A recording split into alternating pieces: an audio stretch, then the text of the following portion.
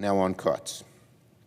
Fresh off handling billionaires their largest tax break in modern history, and fresh off passing the most devastating cuts to health care and good-paying jobs ever, Republicans want to do it again. While Republicans roll out the red carpet for billionaires and special interests, they want to cut funding to local news and cut funding for critical foreign aid that keeps China and Russia at bay. Americans rely on public broadcasting for weather alerts, and these cuts couldn't come at a worse time. The disaster in Texas reminds us that accurate and speedy forecasts are vital to protecting our country and the lives of Americans. And public broadcast is vital and public broadcast is a vital and often the only way to get the word out, particularly in rural America. So why the hell is the administration so obsessed with cutting these life-saving services when they are critical for keeping people safe, when we saw, when we didn't have those services working full steam ahead, how many people's lives are endangered and lost in Texas and around the country? Public broadcasting does more.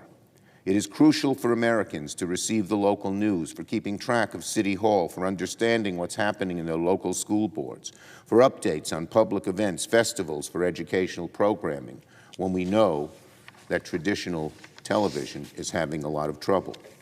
And to be clear, it's not just local news and public radio stations at risk.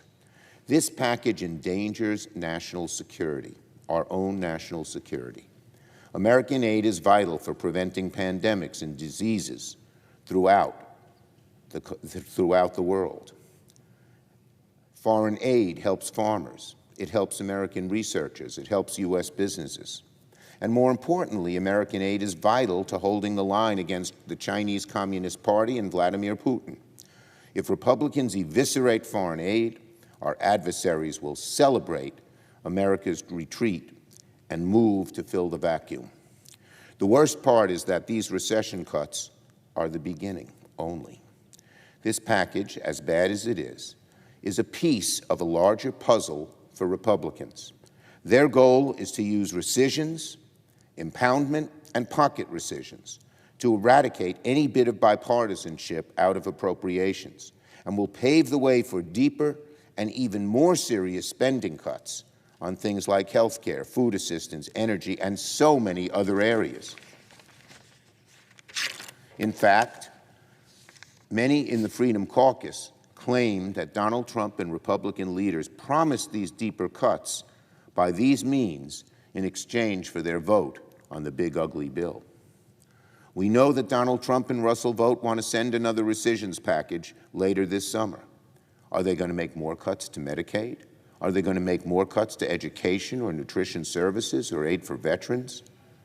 Republicans didn't bat an eye when adding $4 trillion to the debt to lower billionaires' taxes, but suddenly, when it comes to local news and rural radio stations, they suddenly balk.